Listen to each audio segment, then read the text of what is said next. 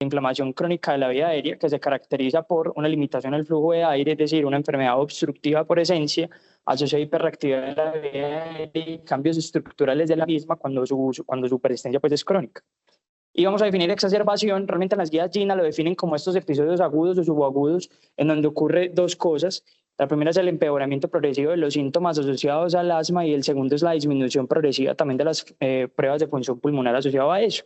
No obstante, vamos a ver que en los ensayos clínicos que intentan abordar el tema de la exacerbación de asma, la suelen definir como episodios agudos que obligan al cambio de tratamiento, es decir, definen la exacerbación a partir de la reacción terapéutica del clínico que atiende al paciente con exacerbación de asma.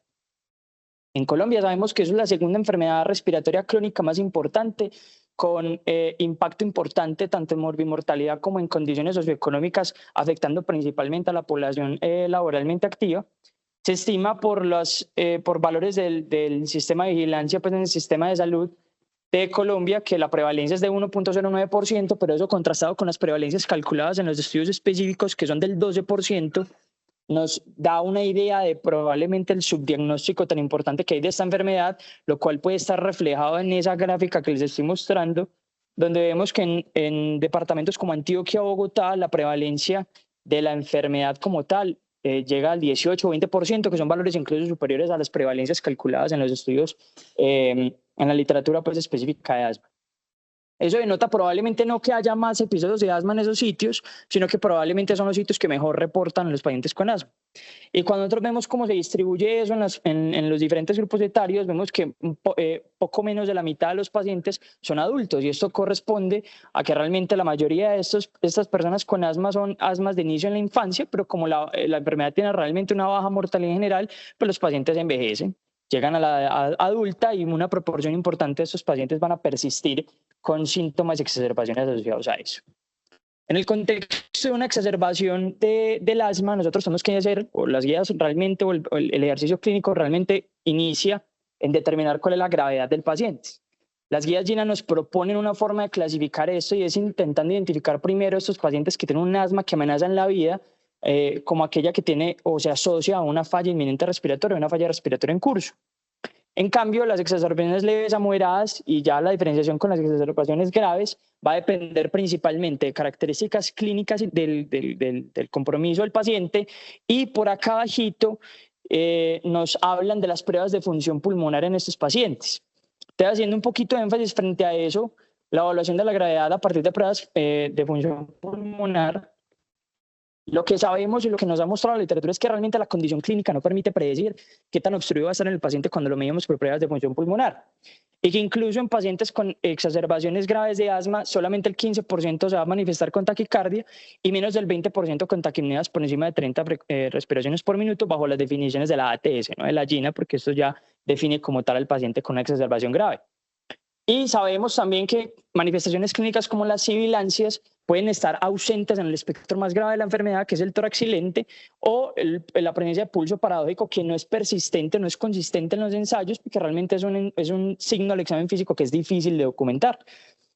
Por esta razón, nosotros tenemos dos formas de evaluar la gravedad o, digamos, intentar predecir cuál va a ser el curso clínico en estos pacientes. Una es a través de unas son valoraciones estáticas que parten de la severidad en la que llegó el paciente y se acompaña o se complementa a estos factores de riesgo asociados a asma casi fatal, donde ahí tomamos pues, los criterios que ya sabemos, como pacientes que tuvieron episodios de asma fatal previamente, necesidad de intubación orotraqueal, uso de más de un canister al mes, etcétera. Pero luego tenemos las valoraciones dinámicas de la probabilidad o la respuesta del paciente al manejo y también de la gravedad de la obstrucción. Y aquí parte mucho de estas pruebas espirométricas que se hacen en el servicio de urgencias, que se ha validado pues, en el paciente en el contexto agudo, aunque también se usan pues, dispositivos más sencillos para medir puntualmente pues, el pico expiratorio, el flujo expiratorio pico. Y lo que nos dicen las guías es, o nos sugieren unos parámetros para poder definir hospitalización y cuándo definir o cuándo considerar pues, el alta, y es a partir de esos parámetros que están viendo ahí. Entonces, realmente cuando uno se pone a buscar de dónde salen esos umbrales salen de estudios o trabajos realizados en el 79, en el 82, en un momento en donde el estándar de tratamiento no eran como tal los beta-2 agonistas, sino que se usaban todavía aminofilinas o tefilinas parenteral. Y lo que nosotros vemos o lo que nos sugieren estos autores con estudios que no superan los 90 pacientes era que el 92% de los pacientes con unos flujos respiratorios pico por debajo de 100 litros por minuto o por debajo de 300 posterior al inicio del tratamiento se asociaba con un aumento de la probabilidad de que el paciente tuviera que reingresar o fuera hospitalizado.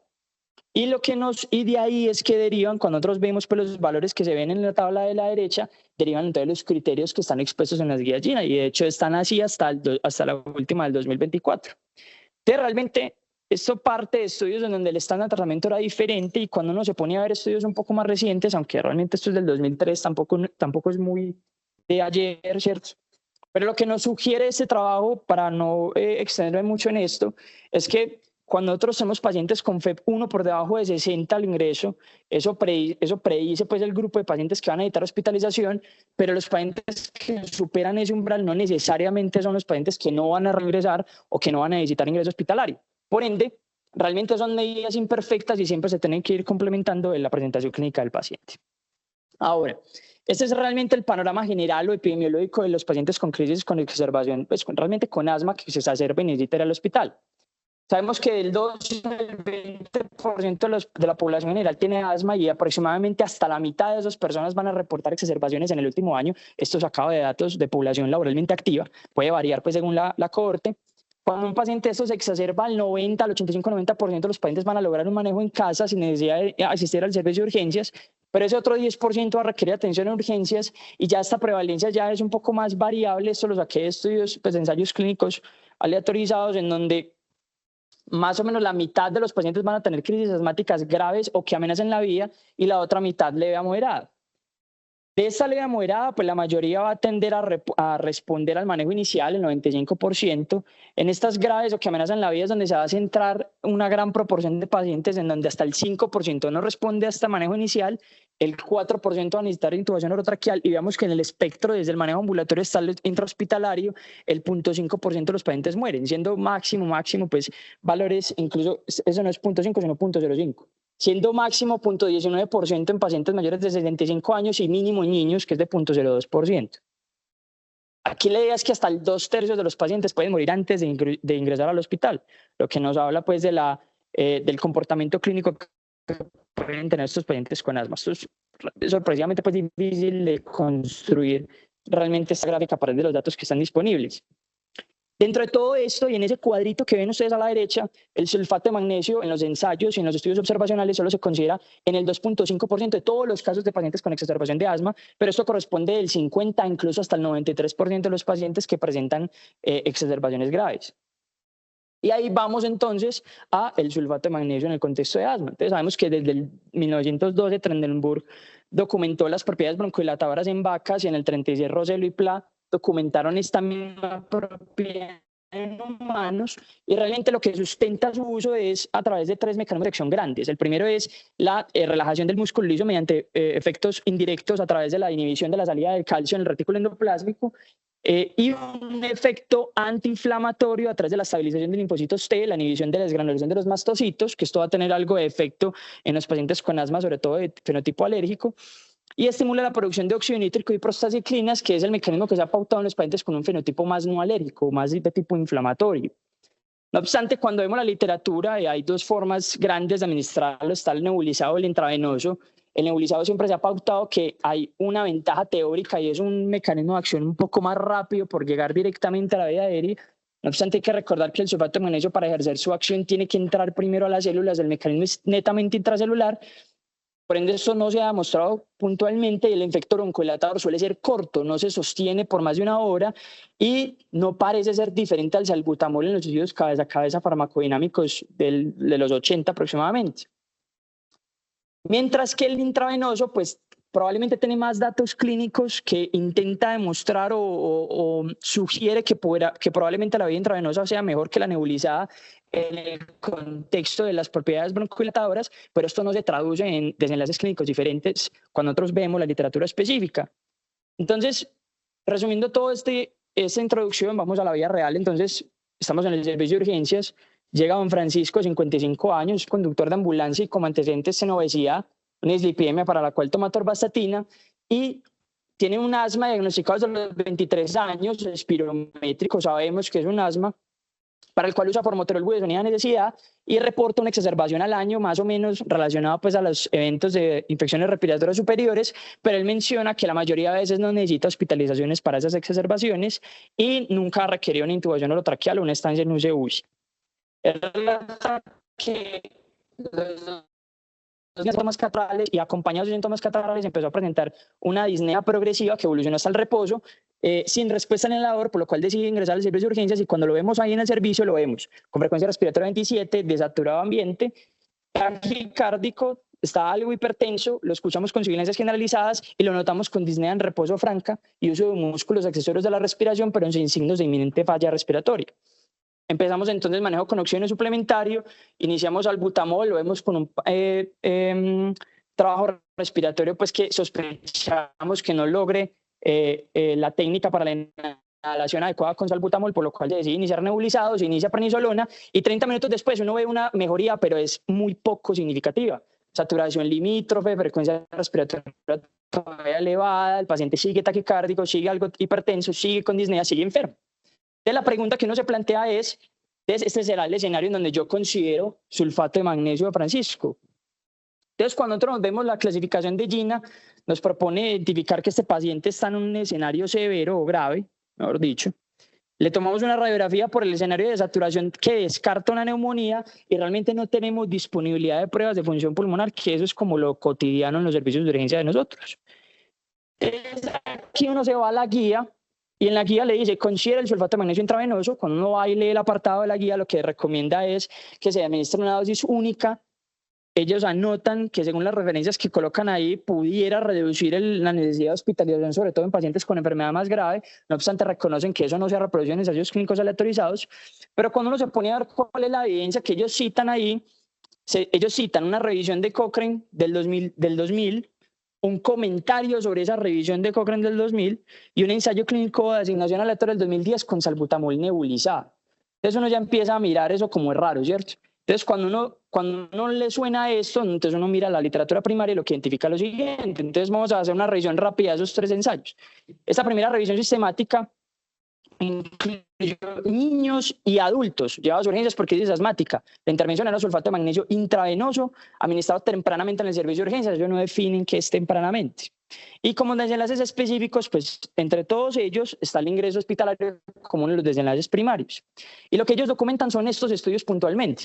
Los de rojo arriba son los estudios realizados en niños y los de abajo los que están realizados en adultos. Lo que vemos es que las dosis medias de sulfato intravenoso usados eran entre 1.2 a 2 gramos intravenoso, generalmente de infusiones de 20 minutos y casi todos reciben esteroides, además de beta-2 agonistas, y en la mayoría de esos estudios, que realmente son relativamente viejitos, usaban todavía teofilina a discreción del clínico. Vemos diferentes definiciones de asma grave que se representan en diferentes tasas de ingreso hospitalario en el grupo placebo. Y cuando nosotros identificamos pues estos estudios, realmente ellos nos proponen en este forest plot de esto, estos dos en la mitad que yo les estoy señalando ahí son los de la población pediátrica. Entonces, quitando esos dos, realmente lo que nosotros vemos, identificándolo en esta tabla, no propiamente en el Forest, es que realmente es una población escasa y muy heterogénea. Entonces, uno se pone a mirar cuáles son estos 2 estudios que aparecen ahí. El de Bloch del 95 son adultos que tenían una exacerbación grave. Bueno, ellos tenían exacerbaciones moderadas y graves. Los graves lo definían como una FEV1 por debajo del 25% predicho antes de iniciar el tratamiento. Ellos administraban el tratamiento estándar para todos, era salbutamol nebulizado, prednisolona si estaban en contexto grave, si ya habían recibido esteroides en los últimos 6 meses.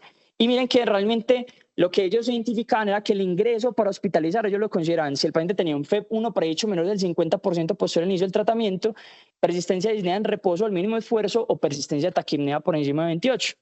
Y lo que ellos documentan es que, ahí vemos en la tabla de su derecha hacia arriba, que realmente son 2 grupos más o menos homogéneos en las características que nos interesan, excepto comorbilidades, que es un punto en las que casi todos estos ensayos van a tener pecado.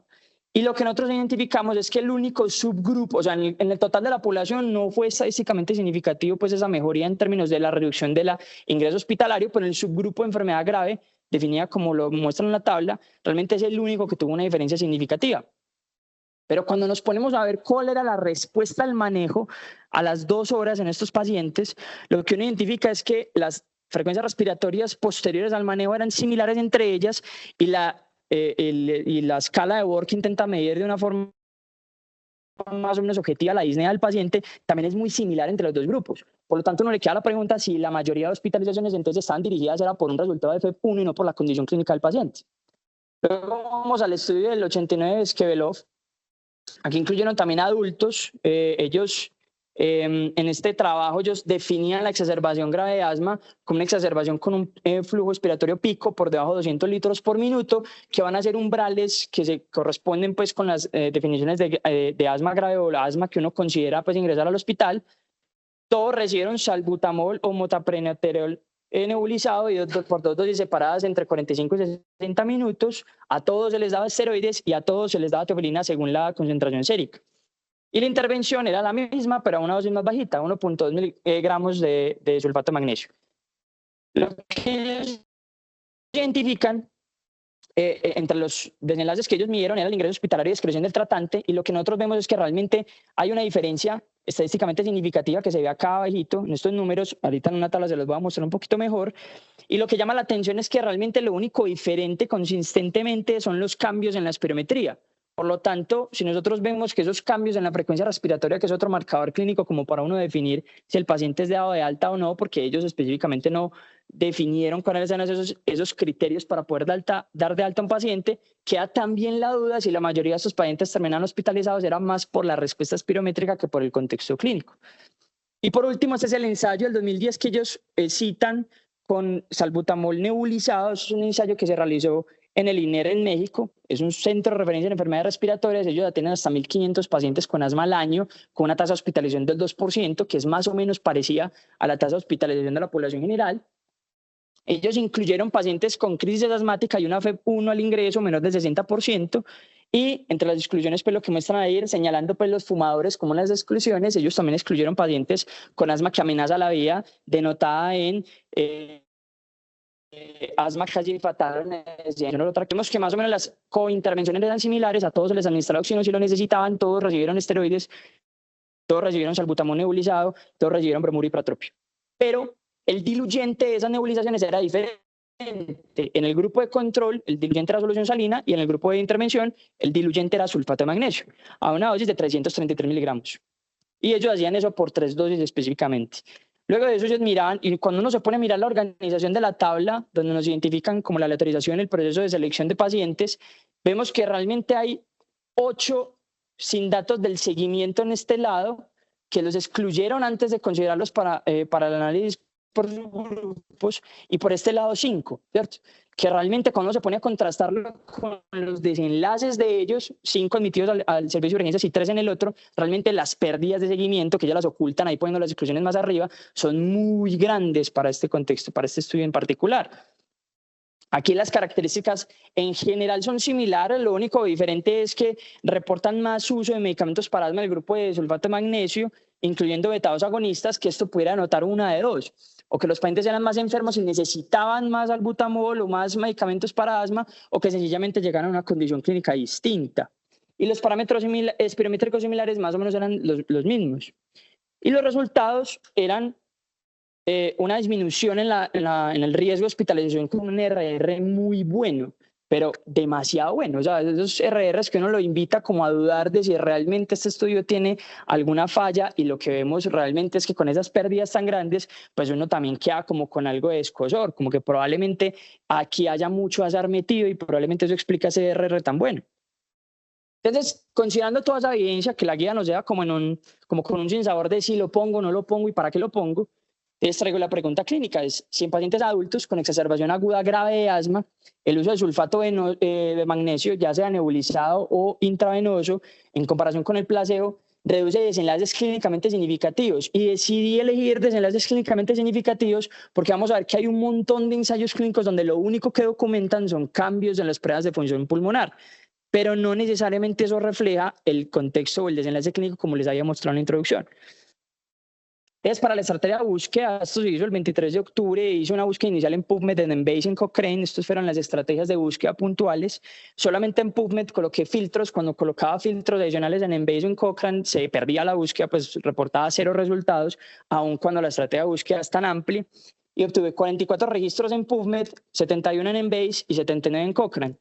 Cuando hice una revisión del título y del abstract, realmente la mayoría de ellos fueron excluidos en esa primera revisión. En PubMed 26, en Embase 51 de esos 71 y en Cochrane 57 de los 79.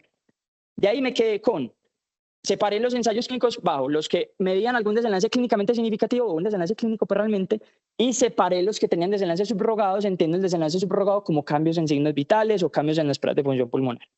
Realmente entonces quedamos con 11 RCTs por el lado de PubMed, 9 en el lado de Embase y 10 por el lado de Cochrane. Y cuando se hace una exclusión por duplicado, se queda con 11 ensayos clínicos aleatorizados. Para identificar si de pronto se me estaba saliendo algún estudio dentro de esta búsqueda, quise buscar en Research Rabbit y en Clinical Trials a ver si identificaba algún otro estudio que estuviera pendiente de publicación o que no lo hubiera encontrado por las bases de datos originales. Y además, en esta búsqueda, pues identifiqué las revisiones sistemáticas de Cochrane al respecto. La más actualizada en intravenoso era el 2014, la más actualizada en sulfato de magnesio nebulizado era el 2016. Y con toda, pues en la primera estrategia Clinical Trials, el Research Rabbit no encontré nada adicional. En las de Cochrane encontré 10 referencias adicionales, pero cuando me puse a revisar las 10 referencias adicionales, 2 eran de población pediátrica, entonces queda fuera, 1 en embarazadas, solo en embarazadas, también queda fuera, y los otros 7 no tenían un texto completo disponible. 1 parecía una carta al editor, 2 eran conferencias, eran abstracts de conferencias, y en los otros 4 no encontré por ningún lado el paper. Por lo tanto, no quedé con ninguna receta adicional y la búsqueda final resultaron 11 ensayos clínicos aleatorizados. Y aquí se los estoy mostrando. Esos son los primeros 9. Los que ven resaltados como en un rojito clarito son los que ya había identificado previamente y que ya les expliqué en el proceso de la introducción. El de Skovelov, el de Bloch y el de Gallegos y Solórzano. Y acá también están los otros 2 que faltan pues de esta búsqueda, ¿cierto? Entonces, cuando uno hace la revisión a grosso modo de las características de esos estudios y en aras de conservar el tiempo para poder hacer una discusión del tema, voy a centrar en 2 ensayos clínicos aleatorizados adicionales a los que ya analicé. El de CIE 2008, que tiene una definición de exacerbación de asma grave bajo los parámetros de GINA, que es lo que más se parece a lo que nosotros hacemos en la práctica clínica, con una definición con el uso de sulfato de magnesio a la dosis estándar de 2 gramos intravenoso, y con unas intervenciones parecidas a lo que hacemos en la práctica clínica general, con un resultado positivo. Y por el otro lado, el ensayo clínico más grande que se ha hecho en sulfato de magnesio en el contexto de asma en el adulto, que es el estudio de Good-Acri en el 2013, que es el TRIMG, que los traigo porque es un ensayo clínico de 3 brazos con sus particularidades puntuales, y es lo que vamos a revisar a continuación. Entonces, estos son los ensayos que voy a revisar. Entonces, este primero es un RCT monocéntrico realizado en Irán. Aquí en el cegamiento es importante reconocer que los únicos personas que se cegaron en esta intervención fueron los pacientes. La selección de pacientes eran pacientes que tenían diagnóstico previo de asma espirométrico. Ellos reportan pues ideas en la búsqueda de las espirometrías previas y que además esto esté relacionado pues con un tratamiento médico para asma en los últimos 6 meses. Definían la exacerbación aguda como un paciente que llegaba con síntomas de exacerbación aguda de asma y una F1 por debajo de 30% del predicho, más criterios de exacerbación grave por las guías GINA. Ellos excluyeron pacientes con neumopatías crónicas y adicionales, contraindicaciones potenciales para el uso de sulfato de magnesio. Entonces, excluían pacientes con difusión renal hepática o falla cardíaca, embarazo, necesidad de intubación, que esto denota pues que intentaron retirar los pacientes con asma que amenaza la vida, o inhabilidad para realizar las espirometrías, sea cual sea la razón. Entre los desenlaces, ellos querían mirar en los desenlaces primarios el cambio en el FEV1 predicho y la tasa de ingreso hospitalario a los 120 minutos de haber ingresado al servicio de urgencias. Ellos hicieron un cálculo de muestra en el que no identifican el número de desenlaces, pero sí anotan que necesitaban 60 pacientes para poder identificar una diferencia del 15% cuando se usaba sulfato de magnesio intravenoso versus el placebo, y es lo que vemos en la tabla que vemos a la derecha. En este estudio, las cointervenciones eran que a todos los pacientes al momento cero se les administraba 100 miligramos intravenoso de hidrocortisona, a todos se les nebulizaba con salbutamol, ibromuro y pratropio a los 0, 20 y 40 minutos, algo parecido a lo que nosotros hacemos en el contexto clínico de estos pacientes, y la intervención era la que ya les había mencionado. Esta intervención se implementaba a los 30 minutos de haber iniciado el tratamiento estándar. y el comparador era un placebo idéntico. Las mediciones de variables las hacían parámetros clínicos cada 30 minutos y la decisión de alta la tomaban a los 120 minutos y ellos indican que los criterios de ingreso era un flujo expiratorio pico menor del 60% del predicho o disnea significativa al caminar. Y cuando eran de alta o de alta se les administraba salbutamol, prednisolona hasta por 7 días, y él no lo mencionó ahí, pero incluso también consideraron antibiótico en los pacientes que consideran pues prudente su uso. Cuando nosotros vemos realmente las tablas que nos presentan, y esto se repite en todos los ensayos que les voy a mostrar, las características tienden a ser similares, pero hablan muy poco de las comorbilidades, que hago énfasis en eso en el contexto del paciente adulto. Eso es un elemento que va a predecir de forma muy importante el riesgo que el paciente no responda a la terapia inicial. Y cuando vemos la condición a la cual llegaron los pacientes, llegaron a una condición realmente grave. La frecuencia respiratoria más o menos de 38 por minuto, con pulsaciones, pues con frecuencias cardíacas de 127 y presiones arteriales medias relativamente altas, con una FEV1 predicha muy baja, del 22%. Lo que nosotros vemos acá es la gráfica que intenta identificar cómo se comportó el tema del ingreso hospitalario. Entonces, a los 120 minutos en el grupo de sulfato de magnesio, 2 de 30 pacientes fueron ingresados, mientras que en el otro grupo 9 de 30 pacientes fueron ingresados. Esto, ellos calculan un OR de 0.16 con una reducción absoluta del 23%, un número de 4 puntos significativos, como ven, con intervalos de confianza demasiado grandes, probablemente secundario pues, al bajo número pues, de población que tienen. No obstante, vamos a lo mismo. Números sospechosamente muy bonitos para un contexto de una enfermedad y el uso de esta intervención en particular. Lo que ellos concluyen es que en este grupo de pacientes pues, el sulfato de magnesio va a reducir de forma significativa, tanto clínica como estadísticamente, el riesgo de estar hospitalizado, pero hay que reconocer las limitaciones de este estudio, que son el cegamiento de los tratantes, que no está, y son los que adjudican el desenlace. Y recordemos que en parte del desenlace no está solamente la espirometría, sino la disnea. O sea, realmente es un parámetro muy subjetivo, tanto desde el evaluador como desde el paciente, y no especifican la cantidad de desenlaces esperados en el cálculo de la muestra. Me interrogo entonces qué tanto hay acción del azar considerando esos intervalos de confianza tan amplios. Y este es el estudio grande que probablemente es el que más datos nos da frente a esto. Este es el TRIMG. Fue un estudio multicéntrico realizado en Reino Unido. El segmento sí se hizo para todos, para pacientes, para el personal asistencial y para el personal de investigación. El personal asistencial y de investigación a los que adjudicaban los desenlaces. Los pacientes eran pacientes con exacerbación aguda de asma, bajo lo que consideraban los tratantes era una exacerbación de asma, que vamos a ver que esas son las limitaciones del estudio, con un flujo expiratorio pico menor del 50% predicho, o que tuvieran una frecuencia respiratoria por encima de 25, frecuencia cardíaca por encima de 110 o una habla entrecortada. Entre los que excluyeron pacientes que persistían desaturados pese a la terapia con oxígeno y los pacientes que iban a necesitar intubación orotraqueal. Algo más parecido a los pacientes que parecían pues los pacientes con asma que amenaza la vida. Pero también excluyeron pacientes con potenciales contraindicaciones para el sulfato de magnesio, como lo había expuesto en otro estudio. Aquí el desenlace primario, ellos consideraron 2 desenlaces primarios. Uno centrado en el servicio, pues en el sistema de salud, que era como la necesidad de ingreso hospitalario, medio a las 2 horas, o cualquier reingreso que haya ocurrido en los próximos 7 días después de la consulta de urgencias. Y el desenlace centrado en el paciente era la modificación de la disnea medida por la escala de valoración análoga de la disnea. Ellos reportan que el cálculo de muestra que ellos hicieron servía para poder identificar diferencias significativas hasta de 8 milímetros en esa escala de valoración análoga, que es de 100 milímetros, pero ellos sí resaltan que el mínimo cambio significativo ahí cuando se compara con la clínica es de 30.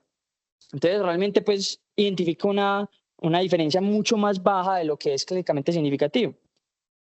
Y ellos también midieron además riesgo de morir, eventos adversos, necesidad de soporte ventilatorio, estancia hospitalaria y necesidad de ingreso a UCI y UCE, cambios en las pruebas de función pulmonar y el cambio en signos vitales a las 2 horas. Pero realmente esto es el único ensayo que reporta desenlaces clínicos diferentes a la necesidad de ingreso hospitalario. Eran 3 brazos, ellos comparan y son los únicos que comparan sulfato de magnesio intravenoso con sulfato de magnesio nebulizado y placebo. El placebo tenía doble placebo, o sea, recibían nebulizado placebo y intravenoso placebo.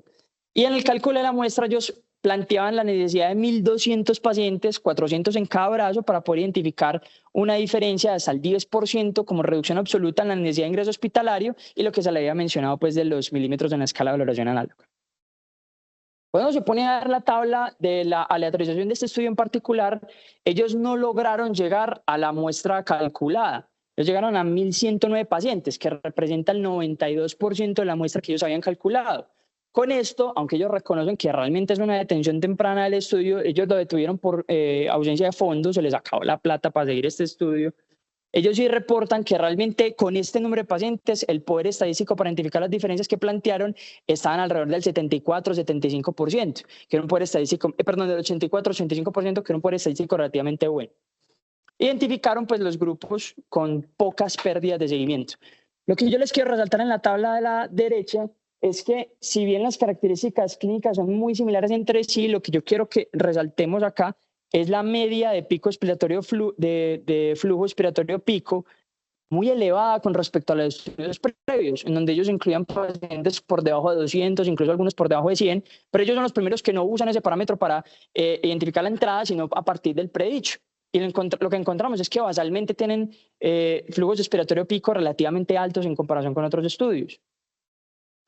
Cuando nosotros vemos los desenlaces y se compara sulfato de magnesio intravenoso con nebulizado, intravenoso con placebo y nebulizado con placebo, ninguno es estadísticamente significativo para asociarse con una reducción en la necesidad de ingreso hospitalario. Y menos aún con los cambios de la disnea, no hubo cambios significativos en esto, pero yo quiero resaltar una cosa y es que tampoco lo hubo en las pruebas de función pulmonar. O sea, el sulfato de magnesio en este estudio, a diferencia de casi todos los demás, ellos no lograron demostrar cambios en las pruebas de función pulmonar. Y eso pudiera tener una implicación en la forma en cómo se eligieron los pacientes. Entonces, en las conclusiones que ellos indican, realmente en el ensayo, ellos indican que pudiera existir algún beneficio del sulfato de magnesio intravenoso en un paciente con crisis asmática grave, que no amenaza la vida ni que es leve, pero no tiene impacto en ningún otro valor. Definitivamente el nebulizado no le dio para nada tampoco. No obstante, yo quiero resaltar la forma en cómo escogieron los pacientes. Era un estudio más de construcción pragmática, por ende el diagnóstico de asma se basaba en lo que decía el paciente y en el contexto que sospechaba el clínico, pero recordemos que el diagnóstico de asma no se puede diagnosticar así. De hecho, hasta el 20% de los pacientes con disnea en el servicio de urgencias van a tener asma, pero se puede sobreestimar en pacientes jóvenes o subestimar en pacientes más viejos. Por lo tanto, es probable que se hayan metido pacientes que no tienen asma en este estudio y los mismos autores lo reconocen como una limitación. Ellos intentaban, aquí está, profe, ellos identificaron cambios medios de menos 18, menos 24 milímetros, pero esto no era significativamente diferente con respecto al placebo. O sea, todos mejoraban en disnea. Entonces aquí nos plantean como esas limitaciones. Entonces, quedando con estos ensayos que identifiqué, pues quise verificar qué es lo que dice la revisión sistemática actualizada de Cochrane al respecto. Esta es la revisión sistemática que tienen del 2014 actualizada hasta marzo. Solamente se les escapa un estudio que es del 2016, pero como usaban sulfato de magnesio nebulizado, realmente no tiene mucho problema. Y hoy otros dos ensayos que salieron de forma más reciente, uno en el 2022 y otro en el 2024, pero son muy pequeños y ninguno mide desenlaces clínicos. Por lo tanto, me pareció que era una revisión significativa y representativa del problema. Aquí incluyeron 14 estudios. Vemos que entre todos los 14 estudios, todos los que yo había encontrado se identificaron, pero precisamente fue por la estrategia de búsqueda que usé. Hay algunos que no están en las búsquedas que previamente les mostré, pero esos son precisamente los que no aparecen en ningún lado en el ensayo o el paper completo. Y cuando nos vamos al forest de esta revisión sistemática, lo llamativo es que cuando ellos hacen la conversión de medidas de asociación para poder compararlos entre todos los estudios, el estudio del TRIMG, que no reportó significancia estadística, aquí sí lo reportan como algo estadísticamente significativo, y es el que arrastra la mayoría del peso, casi la mitad del peso estadístico del conglomerado del metaanálisis como tal, logrando que sea estadísticamente significativo la reducción en el ingreso hospitalario. Pero lo que nosotros vemos es una heterogeneidad tanto en estudios como una heterogeneidad estadística. O sea, vemos realmente que los desenlaces están para ambos lados del no efecto. Entonces realmente uno queda con el sinsabor de que probablemente esto esté magnificado, o si existe un efecto benéfico del sulfato de magnesio intravenoso, el efecto sea modesto y en población muy seleccionada. Entonces voy a centrar la discusión de los estudios que les acabo de presentar en dos preguntas claves. Primero, ¿qué hace diferente al TRIMG frente a los otros estudios que sí reportaban desenlaces positivos? ¿Cuáles son las diferencias entre esos estudios? Y lo segundo es mi apreciación personal frente a lo buscado es si yo le pondría sulfato de magnesio al paciente que hemos visto en la viñeta, don Francisco. Entonces, estas son las diferencias grandes de los estudios. El TRIMG, el rojito, que no muestra diferencias, y los otros tres que sí muestran diferencias, que me parecieron eran los más significativos y con menos riesgo de deceso que había entre ellos. Entonces, lo que vemos es que la edad media de la población realmente es similar. Los criterios para definir la hospitalización son muy heterogéneos, pero eso es algo esperable en el contexto de una enfermedad como la crisis asmática. Realmente no hay ningún parámetro que usted pueda decir, si el paciente pasa por aquí, entonces lo voy para la casa. Eso depende de muchas cosas y para eso hacemos mano, usamos estos factores de riesgo de asma casi fatal. Esto se ve reflejado en la tasa de ingreso hospitalario, que era diferente, pese a que el contexto clínico definido por signos vitales, mire que realmente es muy similar, exceptuando el de zinc, que era pacientes mucho más enfermos. Pero entonces lo que quiero resaltar es que las tasas de ingreso hospitalario son diferentes, entonces no dependía solamente de las pruebas de función pulmonar, había algo que el clínico veía en esos ensayos clínicos que no se escribe ni se ve en los resultados de los ensayos.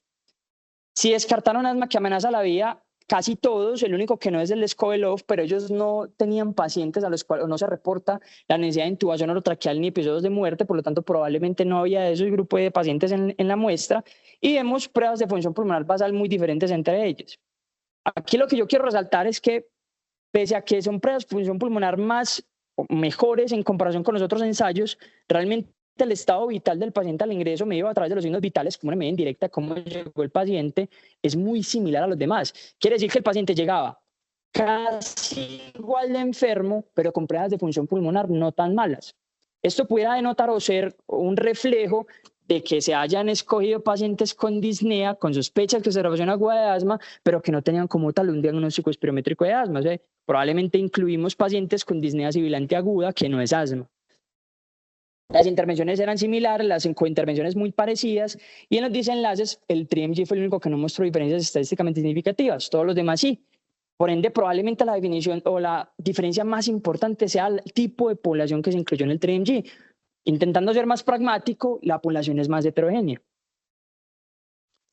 Entonces, resumiendo la viñeta clínica, en ese contexto donde la respuesta clínica al manejo inicial fue más o menos, donde yo todavía tengo al paciente muy enfermo para considerar mandarlo para la casa, la pregunta es si le pondría sulfato de magnesio con base en lo que estudié. La respuesta sería que yo tengo que mirar entonces cuál es el perfil de riesgo-beneficio y ponerle una dosis única de sulfato de magnesio al paciente. Y cuando vemos entonces cuáles son los efectos adversos asociados a la dosis única de sulfato de magnesio, vemos que realmente es una intervención muy segura. Y yo creo que para la muestra el botón es las pacientes embarazadas con preeclampsia o eclampsia, que estando incluso más enfermas desde un punto de vista en donde es más probable que haya una contraindicación al sulfato de magnesio, hacen menos, pues, la tasa de efectos adversos graves o que predispongan a usted no poner el sulfato de magnesio son muy bajitas. Y esto se ve reflejado en los efectos adversos del más grande de todos los estudios, que es el TRIMG, en donde realmente no hubo diferencias entre los efectos adversos que ellos plantean ahí. Inclusive en estudios con infusiones extendidas hasta de 24 horas de sulfato de magnesio no se ven efectos adversos neuromusculares o hemodinámicos, haciendo salvedad de que esos estudios son muy pequeñitos, probablemente tengan menor capacidad para detectar estos efectos adversos. Y como en la práctica clínica realmente usted no tiene que estar midiendo magnesio sérico porque eso tiene un volumen de distribución amplio y la idea es que tenga ese volumen de distribución para poder hacer su efecto, pero realmente la monitorización es a través de la toxicidad clínica, que es a través de los mismos efectos adversos del sulfato de magnesio. Por ende, la respuesta, si yo le pondría sulfato de magnesio a Francisco, es sí, pero haciendo salvedad en lo siguiente: dosis única. Las dosis repetidas de sulfato de magnesio no se han estudiado en este contexto. No se sabe si eso es fútil en el paciente hospitalizado. Y para lo único que ha demostrado servir el sulfato de magnesio es para reducir la probabilidad de que mi paciente ingrese al hospital. Entonces, realmente en el paciente que ya está hospitalizado no tiene como mucho sentido a la luz de lo que dice la evidencia. Sobre todo porque el beneficio, digamos, teórico es que cuando yo inicio los betagonistas, esos van a tener un efecto rápido, pero si yo inicio los esteroides se van a demorar un poquito, ese efecto antiinflamatorio. Se supone que el papel del sulfato de magnesio intravenoso en ese punto sería ayudar con algo de efecto antiinflamatorio hasta que el esteroide empieza a ejercer su efecto antiinflamatorio. Pero realmente lo que vemos es que eso no se traduce en beneficios clínicos para el paciente. Y tengo que tener muy presente que mi objetivo es definir si yo a mi paciente lo puedo mandar para la casa o si lo tengo que hospitalizar. Si yo ya tengo en la cabeza que lo voy a dejar hospitalizado, probablemente no sea el contexto del paciente en el cual yo le vaya a dar sulfato de magnesio. Y esto no reemplaza todas las otras intervenciones que realmente son la piedra angular del manejo del paciente con crisis asmática. Por lo tanto, en las conclusiones, me dio la impresión, y eso también está registrado en algunos ensayos y en algunas revisiones, que el sulfato de magnesio como arsenal terapéutico se ha malinterpretado en la exacerbación aguda de asma. Hay una revisión muy interesante en donde cogieron unos 250 intensivistas y les preguntaban cuál era el beneficio del sulfato de magnesio en el paciente con crisis asmática grave, y hasta la mitad respondían que servía para disminuir la necesidad de intubación orotraqueal o mortalidad, cuando ningún estudio ha demostrado eso. Entonces, realmente parece malinterpretado en el contexto del paciente con exacerbación de asma, que pese a que su efecto, si existe, es modesto, la intervención es relativamente segura. Por lo tanto, uno pudiera usarlo en pacientes donde uno está seguro que el problema es asma y no otra cosa, porque parece ser el subgrupo de pacientes en donde realmente se benefician de esto. Incluso haciendo un bemol en los fenotipos más inflamatorios del asma versus los fenotipos más alérgicos del mismo, que pudieran tener alguna relación con la edad de inicio del asma. No quisiera traer esa discusión porque de pronto se alargaba mucho, de pronto en la discusión lo podemos ahondar un poquito más, pero en general, pues la evidencia parece más a favor del uso intravenoso. Hay que hacer salvedad, no toque mucho el nebulizado, pero realmente es porque las dosis de sulfato de magnesio nebulizado son más heterogéneas entre los estudios. Si había algo de consenso con el sulfato de magnesio intravenoso, hay nulo en las dosis de sulfato nebulizado. Entonces, por eso no lo quise ahondar en detalle, pero, por ejemplo, el sulfato de magnesio nebulizado es el que de pronto más desenlaces benéficos ha mostrado en niños, sobre todo en pacientes con su grupo de asma grave, pues los pacientes más graves, sin saber realmente cuál es la dosis clínicamente significativa. Y lo que ya les había mencionado, no se han estudiado dosis repetidas. Queda la duda si esto es fútil en el paciente hospitalizado, probablemente nunca lo vamos a saber. Realmente la conclusión del TRIMG es, esto parece que no sirve, no sigamos estudiando esta jugada. Realmente para poder demostrar una diferencia, si la hay más pequeña, necesitamos estudios muy grandes y probablemente nadie tenga la plata para sortearlos. Entonces probablemente nunca lo vamos a saber. Y eso es todo, muchas gracias.